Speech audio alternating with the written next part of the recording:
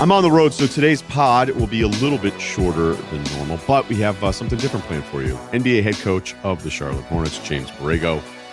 Why are you having him on? Well, you know what? Despite the record, that team is really, really competitive. I didn't think they had any chance to be competitive. They've won 20 games, and I didn't know that they'd win 17, maybe on the entire season. So we're going to do that in a closing moment there, as I am, like I said, on the East Coast for an undetermined amount of time.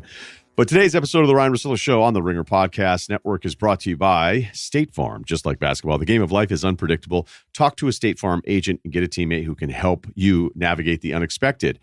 Like a teammate for the Dallas Mavericks last night, all that help defense coming over to help contain Zion Williamson. Zion's overall number is actually not bad, but you watched the game, and Dallas, I would say to this point, probably did the best job on Zion that I've seen. It was a game that I couldn't wait to watch. Luka, Zion, made sure I ran back to my hotel to be able to catch that one, and then it went late East Coast guy now, staying up late watching games, but it was a lot of fun. Luka's dribble on Drew Holiday was nuts, but a trend that I continue to see more and more, and Luka's had a few moments of it, and Luka has no excuse for doing this, but guys drive, they have wide open layups, and they're kicking it out to three. Like that can't be the plan, but everybody's so three happy. You'll just see guys drive, and it's like you could have finished that layup, and it's like, now I'm going to kick it out to three. So you're seeing a lot of guys. It happens a little bit on that pocket pass or even the alley-oop where it's just a high screen roll with it's whatever. I'm not going to say 1-5 combination because it's not always the point guard, but it's usually always the 5 or the big rolls off the screen. And you'll see guys pass up an open layup just to make the pass to the 5 because I guess it's cooler. I don't know. Weird things going on in the NBA with guys passing up open layups all over the place. Save your math. But not your math hats. Kyle, do you have a math hat? Never did have one of those. More of a history hat guy. Well played. Get a teammate like nephew Kyle who can help you navigate the unexpected. Talk to a State Farm agent today. Charlotte Hornets head coach, Ryen Borrego. Coach, how are you today? Doing great. Thanks for having me. So I have a bunch of different things I want to get to here today, but I'll start by confessing that when I was doing my preseason stuff and going through every team's roster, we're doing all these things, I went, man, this Charlotte team, I'm not sure. And I know from the outside, people could just say, well, 21-40. But if you looked at the roster at the beginning of the year, I didn't even know that I expected that. You've played in 16 3-point games. You have a winning record in those close games. That's the most 3-point games in the NBA. Every time I watch you guys, it feels like you're competing and you're in this. So how have you been this competitive, which I actually think is a compliment to you and so many young players? How has this happened? Well, I appreciate it. Yeah, I think we've competed number one. I think we set out in training camp saying, let's go compete number one. We knew what the narrative and the outside world was saying about us, but I wanted our guys really to focus in on competing number one every single night, come out, compete. Now, every coach is saying that in training camp, right? Everyone's coming in saying, hey, let's compete. So it's easy to say, it's another thing to do it, but our guys have really bought in. And I think it's really started with Devontae. The surprise of Devontae this season. None of us expected him to come out the gates playing the way he did. So his development, how he's played, the time he spent in the gym this summer in the weight room, has been a major part of us playing at this level. Now we're a ways from where we want to be, but that was a major surprise for us, coming into the season. So the emergence of Devontae, and then Terry's been a good fit next to him. I don't think anybody expected that, the fit of Devontae and Terry together. Obviously, we thought Terry would be the starting point guard this season as we brought him in, but things changed, and as we sat down and we watched training camp and we saw the first couple of games of the season, Devontae was emerging and Terry was playing well, and I just said, let's go for it. Let's play these two kids together, and it's given us a real backcourt, I think a true NBA backcourt that has solidified our team and gotten us to a place where we're much more comfortable right now. Then you look at our two forwards, between Miles and PJ. Starting with Miles, I think the last 20 games, 25 games, he's really turned the corner. So versatile guy that's has developed, has grown, gives us size and versatility on the wing and on the perimeter at times. And then you add PJ. We didn't know much about PJ when we brought him in here, but he has stepped up as a rookie. When we started this season, we didn't know what to expect, but I think he's been solid. I mean, this is a player for us. He knows the game at a high level. He's made big shots. And I think to your point, how have we been in these games? I think you look at our numbers in these clutch situations, we've got the third best offense in the NBA. For this young group, to be playing at this level has been a real surprise, a real treat. So third in offensive rating in clutch situations, 13th in defense in clutch situations, net rating 7th in the NBA. And, we didn't expect that, but we're going to take it. These guys have been poised in these situations. We've made big shots. We made big plays. So I'm proud of where we're at, where we're headed. But I think just the emergence of Devontae, Terry, Miles, PJ has really laid a foundation for us to compete and play hard. And I think we're only going to get better from here. Yeah, I just want people to understand, like, this is one of those things, like, all year league pass. I'm like, okay, what's close? I'm like, Charlotte's close again? Like, wait a minute. Yeah. What? And then, I watched the Milwaukee game this past weekend, and, you've got PJ, who's a first-year guy, Miles, second-year guy, Devontae, second-year guy. Terry's been around a little bit, using the Cody and Caleb Martin combos, who are new guys. And sometimes you go with Zeller, and I know Biyombo was playing a little bit because you're trying to match up with the size, because you've got Brook and Giannis staying in the game to close, and it's still sort of this back and forth game, and it looked like you guys went small. Like, this isn't, like, usually this isn't supposed to happen. And I guess the follow-up to that would be, how different is it? Because you've been around a while, you're with the Spurs, you're with Orlando. Mm-hmm. Like, how have you been able to, like, tell the difference? Because I imagine most of you coaches feel like close games, the vets are just steadier and the young kids are going to screw it up. Sure. How is it flipped with this group? Like, what is different about this group? No, you're right. When you watch NBA games at night, these close games, and there's some every night. You probably were watching a few last night, and yeah, it's mostly veterans that are getting these games closed and playing at a high level. And I don't know, maybe our young guys just don't know any different. Maybe they're just too young and naive not to feel the pressure. But most times, veterans are the guys closing these situations out, and young guys tend to freeze up. They panic. They don't know time and score. They panic in these moments, and our group just hasn't done that. They've kind of flipped it the other way. And we started this trend the end of last year.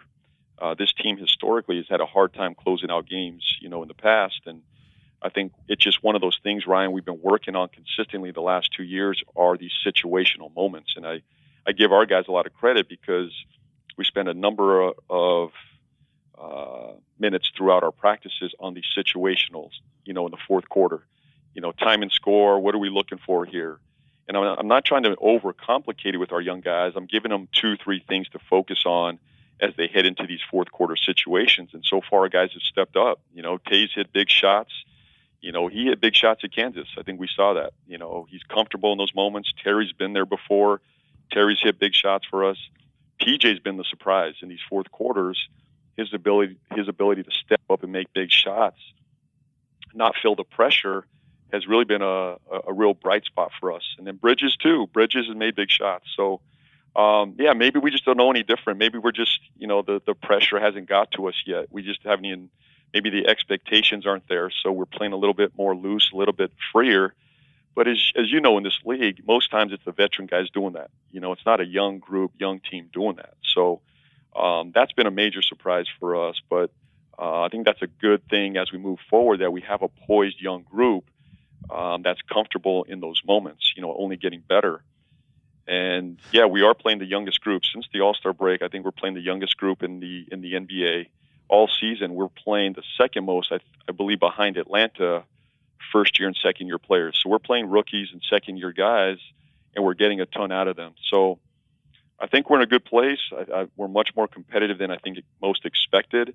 I think we're much more competitive in some ways than I even expected. So I love it. I love competing with this group. We come out, we fire away. We don't shy away from the moment. We're not scared of any teams. We just go out, we play, and I think the results are speaking for themselves. Okay, this young roster, this is something I have to ask because we know that Michael Jordan essentially is your boss. Are there guys that are so young that don't quite know or didn't know once they started with this franchise? We're like, yeah, the sneaker guy, and I get he was really good and everything, but have you ever had that moment with a really young player? Because some of these guys are born after he retired. So I wonder if has there ever been a moment that's hilarious where you're like, do you guys not understand who we're talking about here? Yeah, I agree. I think they know the brand. I'm not sure they know the player. I don't think they understand that the type of player he was. And I think all of us, even when I go back and watch, I see him in such a different light now. Just how fierce and competitive, the big shots, the big moments. And I think what the guys don't understand is the type of defense he played as well.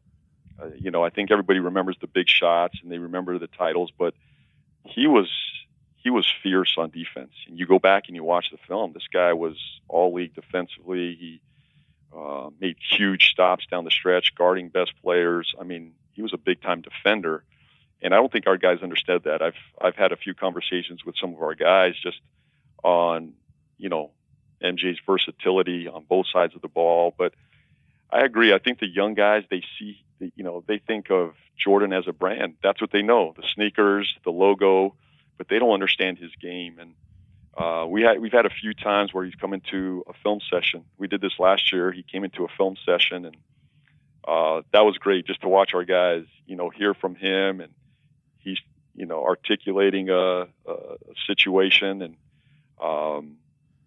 I think some of them were just, they couldn't believe what they were hearing, from Michael. So, I love having him around. He's been great. He and I have a great relationship, but I don't think the young guys appreciate the type of player he was specifically. They understand the titles and the brand, but obviously he was much more than that. Have they ever watched him with you? Like, has anybody ever come in and be like, "Hey, I was watching some stuff on NBA TV. Like, man, he was awesome." Yeah, I saw who came to me the other day. I think it was Terry. Terry was talking about. I think he was watching some NBA TV, and it was a close game, and Michael comes off, and he hit like 2 or 3 big shots, and he's just like, how did he do that? Just the timing, the moment, the big shots, the mentality. He was just a killer, and Terry, Terry, I think appreciates that. Terry's got that type of mindset. So,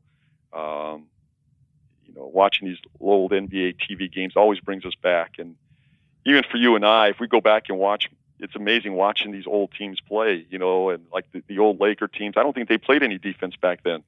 It's just hilarious to watch them. But Michael was a defender. That Bulls team really defended. So every once in a while, I'll bring out some old film of, old a Jack Sigma. Who was Jack Sigma? These guys have no idea what the Sigma move was, or the Kevin McHale move. You remember those days, right? The old McHale up and unders. And so every once in a while, I'll sprinkle in some old time players just to help our players understand the history of the game and where these moves came from. What is the old Sigma drills? Where did those come from? So it's always great to educate our guys in that regard. Yeah, I mean, nobody runs any post plays anymore, so I always get frustrated when I see guys. You could just see their feet and their hands, and I go, they've never understood like the combination of these up and unders. But now I'm like, why that would was you do me, that? Ryan. I was an old school back to the basket guy. That was me in high school, in college, undersized postman, 6'5", undersized. But I probably weighed 40 pounds more than I do right now. But I loved the weight room. I loved the weight room. Wait a minute. So how big were you? And for those who don't know, James played at San Diego, so you played. Yeah, played at USC. Didn't play a whole lot. Yeah. Didn't play a whole lot there. But I was an undersized post coming out of Albuquerque. Played high school ball there, won a few state titles, and made my way to University of San Diego. But my game was Kevin McHale, an undersized post, back to the basket. And in the WCC, you could get away with it a little bit. Back then, it's not the, what are you like, 6'5"? 6'6" post player. Yeah, you were like 6'5", 6.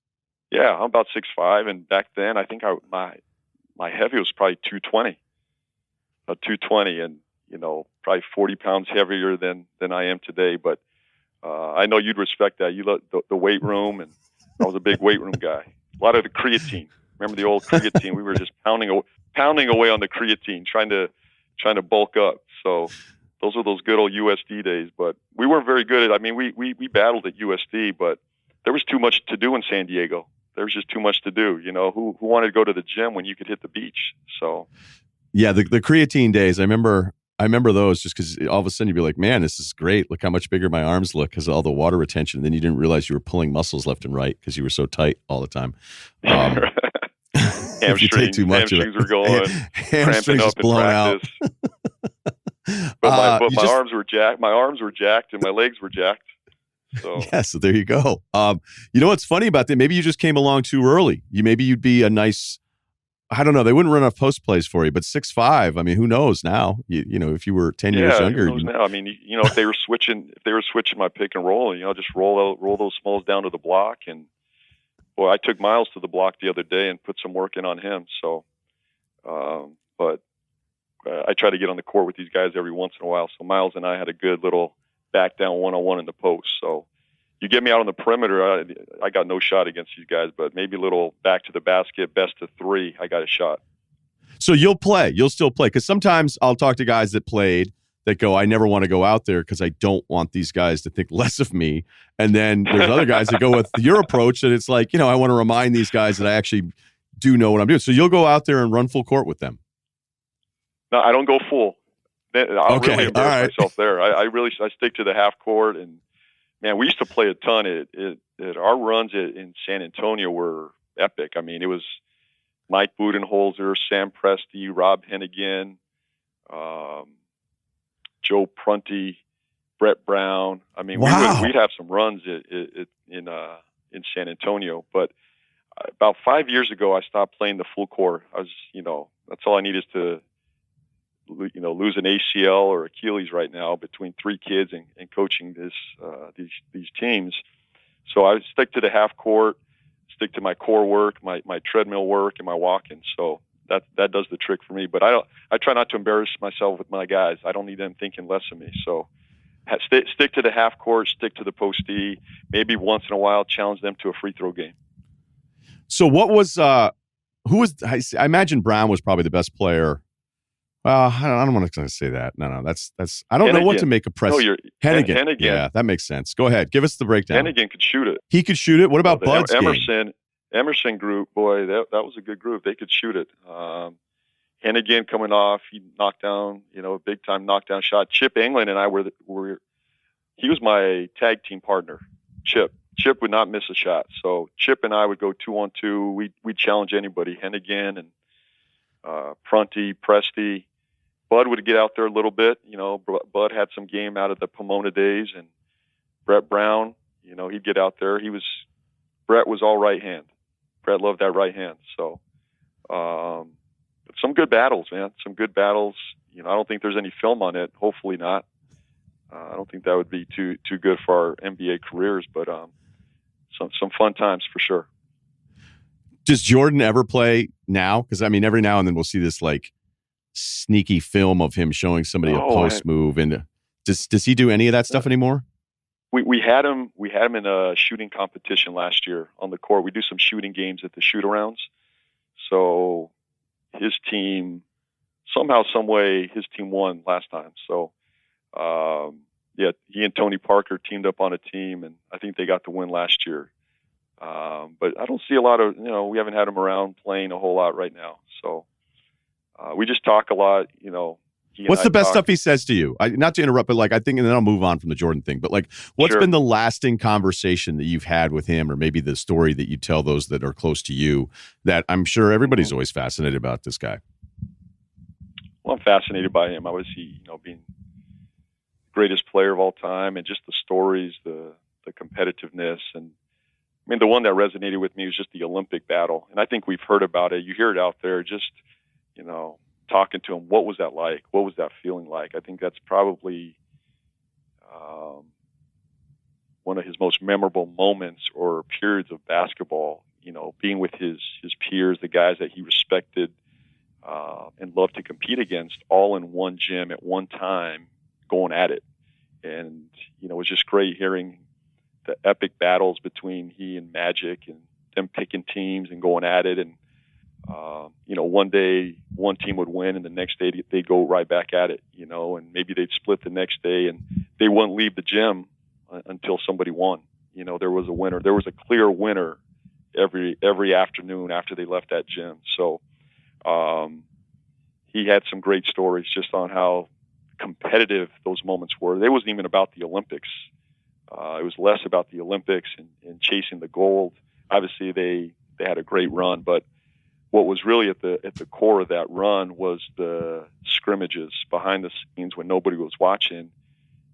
Picking squads and saying, "Let's go 5-on-5," and you could imagine probably the biggest thing was the officiating, right? Who's calling fouls here, right? Are you calling your own? Are there officials?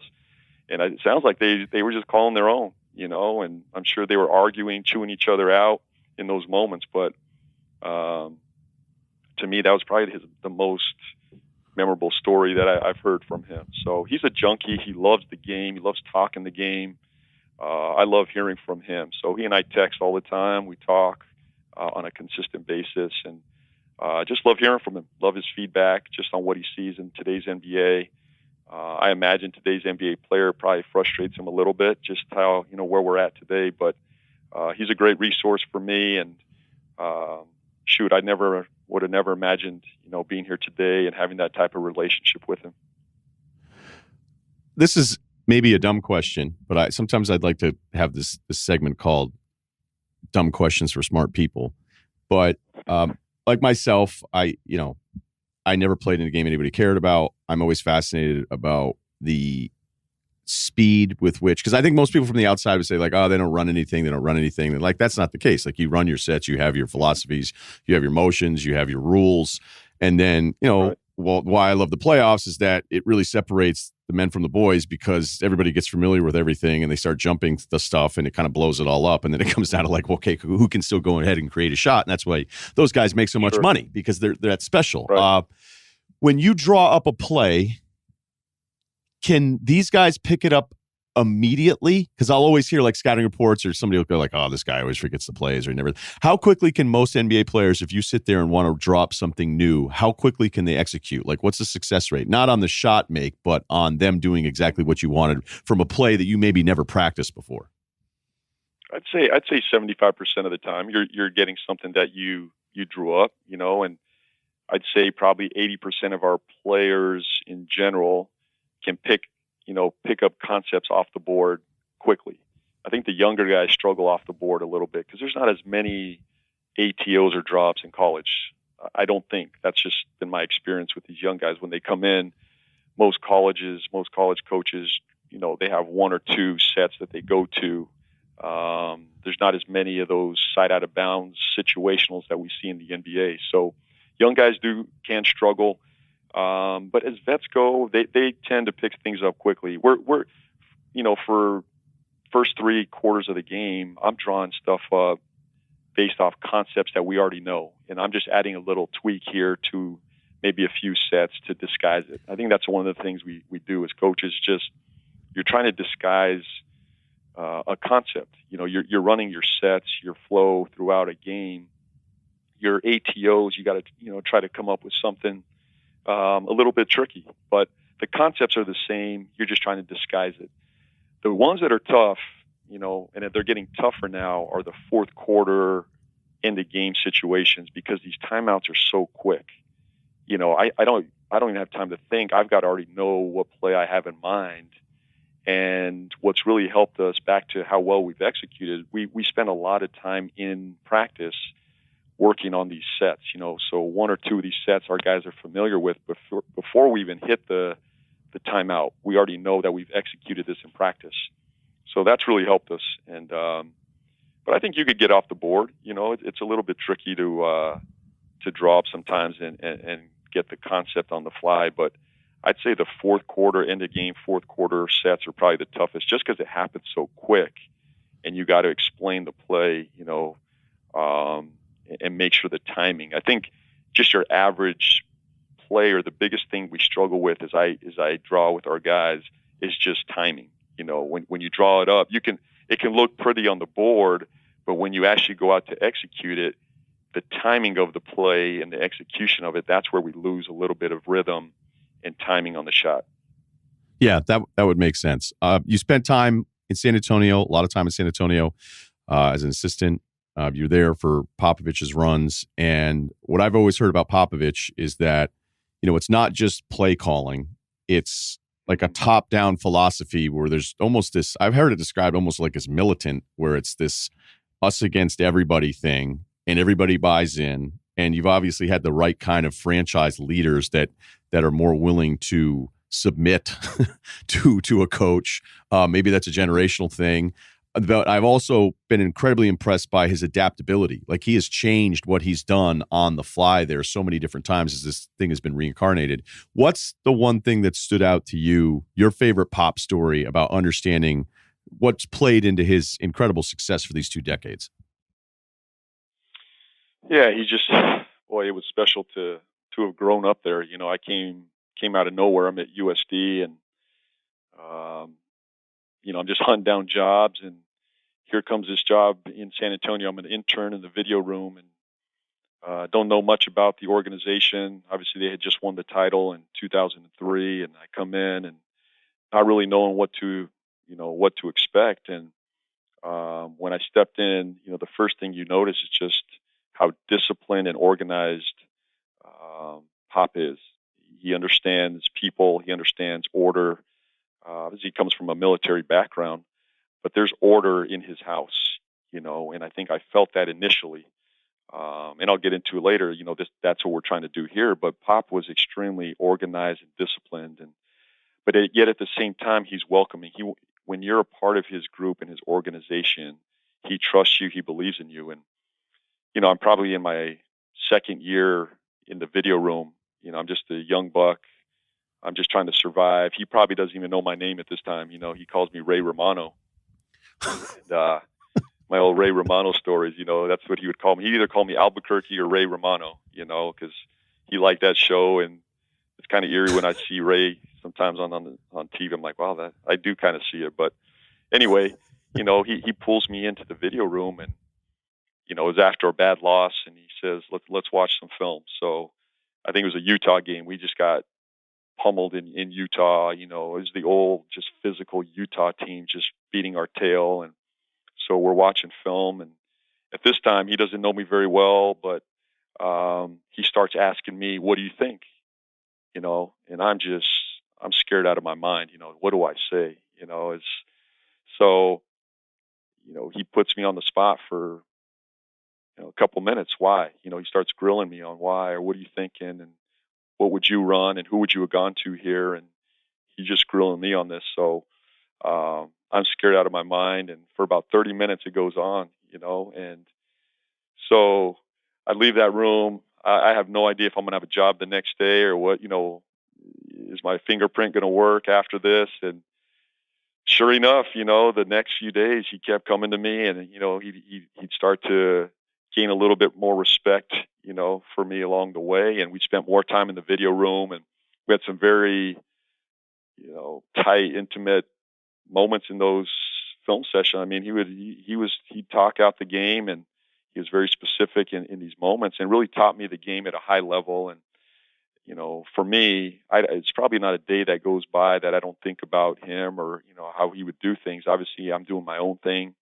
I have to be my own coach, but so many of the foundational pieces that make me the type of coach I am today came, you know, and were formed back then. And it really comes down to detail, knowing your job, doing your job, and clarity. You know, I use that word a lot around here, is clarity. Pop is very clear on what he expects out of each player, and players know their role, and they know what type of system we have. And I think most people, you know, most coaches, most organizations, they say that, but it's another thing to live it and be about it. And I think San Antonio's done that. They've been about the right things. They've stayed consistent. And I think Pop would even admit, though, it started, you know, back with Tim Duncan. You know, Tim took coaching. Tim allowed himself to be coached this way, the way Pop, you know, coaches. And it was really the piece that led to their culture being built, is just how Timmy accepted coaching from Pop. And, you know, when we lost, Timmy took the blame. He shouldered the blame. When we won, he praised everybody else. And that's really what the San Antonio model is. It's something about being something bigger than myself. It's unselfishness. And I think Tim and Pop were just a great combination to set that culture. And obviously they've been doing this for, you know, over 20 years now, but I think it was the relationship between Pop and Tim is what set the tone for the entire group. So special place, and I'll never forget it. But just some great Pop stories along the way, and just being a young guy in that mix was a lot of fun. A couple more things before I let you get back to the important stuff. When I look at the East and the depth of the East, it feels like these teams at the top are different. Giannis is different than Embiid. I don't want to leave anybody out. Pascal's taken another jump up. Tatum's been on fire since the All-Star break. Jimmy Butler's a guy that you want to go to war with. But when you look at, I'm sure you talk about other teams and other players and that kind of stuff, so I don't know how far into this you want to go, but is it only about how your team matches up? Because I think some coaches are wired that way. Or will you look at teams and say, well, this guy's different than this guy, or, this team clearly is the best. We know what Milwaukee's record is, but since none of these teams have done it in the playoffs with these groups, like, how do you look at some of these teams that are ahead of you guys in the standings? Yeah, so much is about matchups. It's amazing. A team that, even last year we struggled with was Philly, just because of Embiid. And that's really a matchup problem for us. We actually matched up better in the last couple of years with Milwaukee than we did against Philly. And, for us, Embiid is such a problem in the post. And we've only seen them, I think, once or twice this year. But, he's just so big, so physical. And as you said earlier, so many teams don't play through the post anymore. The post is it's an area that you don't prepare or spend a lot of time on. And I think you look at Philly, their strength is on the interior. When Embiid is going, when he's strong on the inside, he's a problem really for any team in the league, and especially us. We don't have that size or physicality to compete with him. So we got to get creative in how we guard him.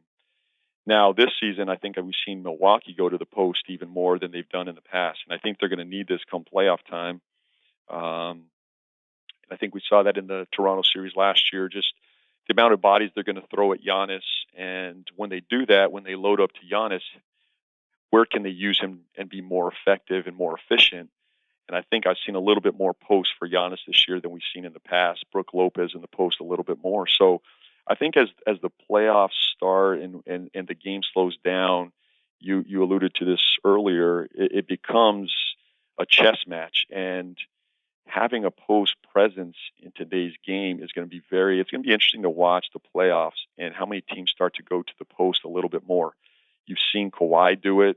You've seen Paul George do it a little bit. LeBron can do it some. Obviously, Anthony Davis can do it some. Giannis can do it some now. Brook Lopez. And then you add the Siakam, who's a post-up guy.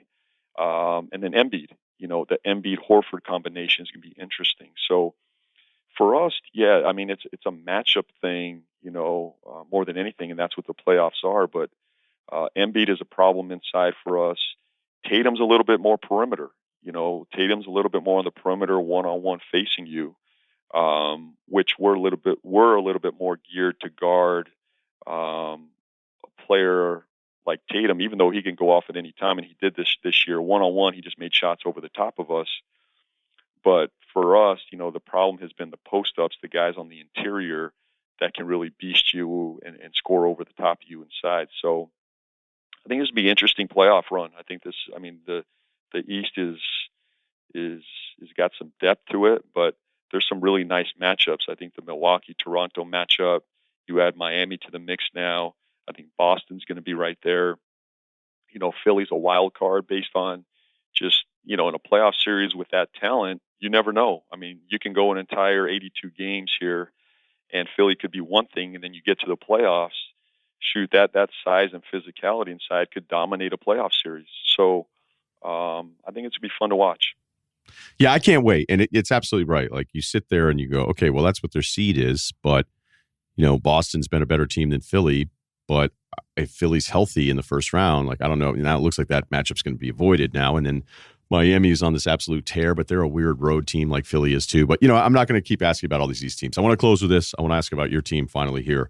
Although I love the idea of you playing Embiid on the scout team, if that's, something we have to think about next year. I love Bridges' personality. I never know with some of those guys because I still think like this league, because we've no longer shunned the undersized four, but then the mistake can be made that, hey, these undersized fours, like, let's get as many as we can and let's see what happens. PJ's been really, really cool for you guys. And back to what you'd said originally, like I was always worried because I know Terry wanted his own team out of Boston that whole year with him. You know, you go back to a couple years ago in the playoffs, he'd had a really good run, so he feels good about himself. Then everybody's back, and then a year with Kyrie was a mess. So, you know, Terry's like, look, I want to get paid, and he got paid with you guys. And then now Devontae comes along. It's like, wait a minute, I thought all these shots were going to be mine. But you actually, as you said, in today's NBA, you kind of need that backcourt where both guys, like it's not a problem anymore. It's almost a necessity. Like I'd rather have more guys that can make shots than worrying about distributing all of these.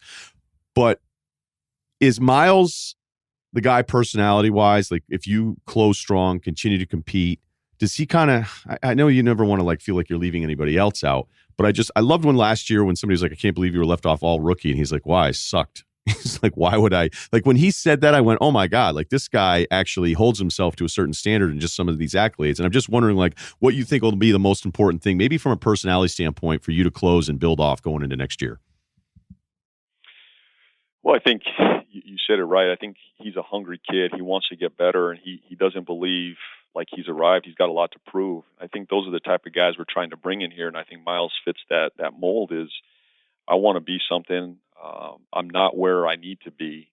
I'm hungry. I'm curious, and I haven't arrived yet. And that's not easy in today's league. A lot of guys come in this league thinking they've already arrived, and Miles, PJ, Devontae, the Martin brothers, Jalen McDaniels, and Terry Rozier, these are guys that are hungry. You know, they've got something to prove. And those are the type of guys we're trying to bring in. And Miles is no exception.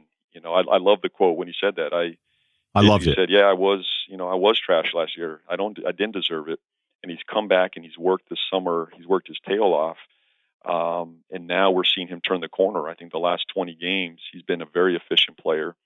And do we need to figure out PJ and Miles? Yeah, we'll figure it out over time. But as you know, in this league, you just keep getting your guys better. You know, we'll figure it out. Time will help. You know, give us opportunities to figure this thing out. But if we continue to develop and grow, and Miles being one of those guys, we're going to be in good shape. And we believe in our player development program. You know, we believe that everybody that steps in our gym gets better. And I think more than anything, I've been most proud of that the last 2 years. That, you know, back to your original question, how are we even in this position to be playing with these teams? When you look at the rosters, it's because of what we've done internally and how we've developed the identity we've given our guys, and we bring in the right guys that are hungry and want to get better. We don't know where this thing can go, and I don't know where Miles's ceiling is. I don't know where PJ's ceiling is. I don't know where Devontae's ceiling is. But if we continue to develop and grow and stick together, I do think there's a bright future here. So I'm proud of the group. I think we got a ways to go, but we're headed in the right direction. And I think it's really built under that model of player development. And I learned that in San Antonio. I'll always learn that from Pop, that he expected all of us to get better, whether you were in the film room, you were an assistant coach, you were a player.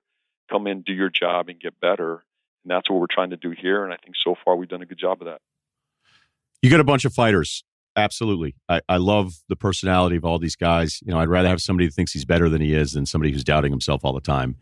And that's what your team is. And I know some people listening to this probably haven't paid attention, but I'm just telling you, like I've been impressed. Like not every team gets a passing grade by only winning a championship. And I think whatever the standard was and expectations, I've been impressed by the team. That's why I want to have you on. So thanks a lot, man. I really, really appreciate the time. Appreciate you. Thanks for having me. All right, cool. This was a lot of fun. I've met him a couple times. He's been nothing but awesome to me. And when you spend that many years with the Popovich crew out in San Antonio, you're probably going to have a good foundation for how you want to run a team. But we all know, unless one of the Charlotte young guys turns into a superstar, you know, I'm not sitting here saying, hey, I'm picking him to win the East next year. But some fun. All right, Steph Curry comes back, and Steph Curry's return plays into one of, I think, the biggest mistakes people are making about sports now. And that is when a player is coming back from injury, people are like, why would he come back?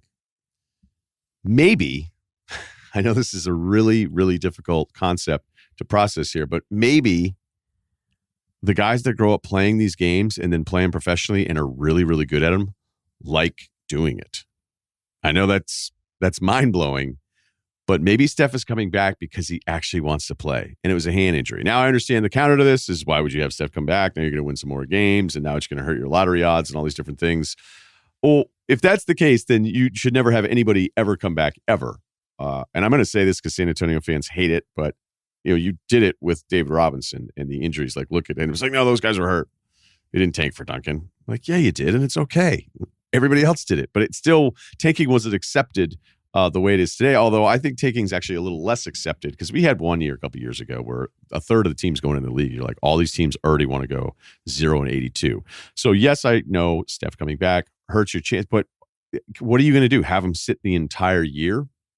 And you knew that Clay was probably going to sit for the entire year, so that's not a good counter argument considering everything that Golden State went through, especially when we're talking about leg injuries versus just a simple hand injury. So I just don't think it's fair for the former players. And I say this is still from the rest obsessed media.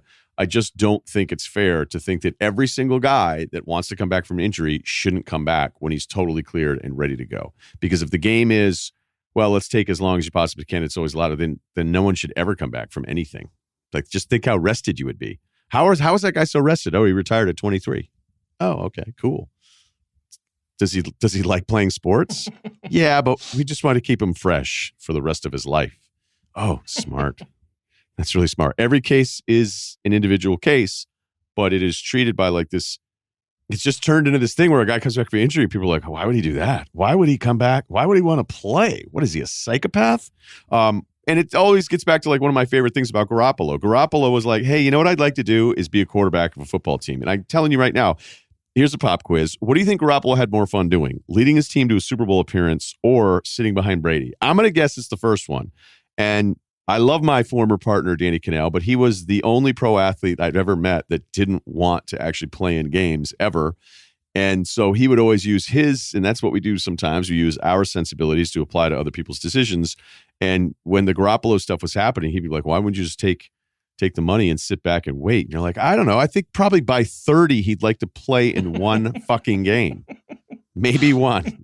So just remember that. Just remember that next time that you're thinking, why would this guy come back? Why would he want to play? He actually wants to play? Like, what? Just remember that sometimes these guys actually really like it, and it's all they've done their entire life. So the other thing that I'm going to be hitting on, this is my new thing that I'll be doing soon. I thought the 90s NBA players were really protective of their era. And there was a joke I used, but I'm not going to use it twice because I'm trying not to repeat myself as I get older. But, so far I give myself a C- on that one. The guys that just retired are the most biased NBA opinions in the game. These guys are nuts. Richard Jefferson destroyed Tim Duncan the other day. I can write down a list of who Kendrick Perkins loves and who he hates, and he's never changing his mind. And that doesn't make him that much different from most media guys. But I'm just telling you, like, for all the years of this guy never played, the guys that did play, you will never deviate on an opinion against a teammate who you will absolutely back and an opponent who it feels like you're constantly dumping on. So that's a new thing. I'm going to start keeping track of this stuff, and I will share it with you. As far as the list of all the numbers that I did for that massive NBA versus NFL cap increase, percentages, quarterback contracts, fake ones, real ones, it's going to have to be like 4 guests cancel on me before I share that for you. And I'm just going to do a parental guidance sticker on that pod and just be like, this one's for the real ones. This is for the people that are still listening. So I'm not going to do that one today, but I'll be with Bill on Sunday. And then I have a really big guest lined up. It's going to be a media sit down. I'm going to ask this person about their entire career, and it may get personal. I'm going to try to make the guy cry, but that's the name I can't share with you yet. But the plan is to hopefully do that one next week. All right. So everybody have a great weekend. Be safe. And please rate, review, and subscribe to the Ryen Russillo podcast on The Ringer.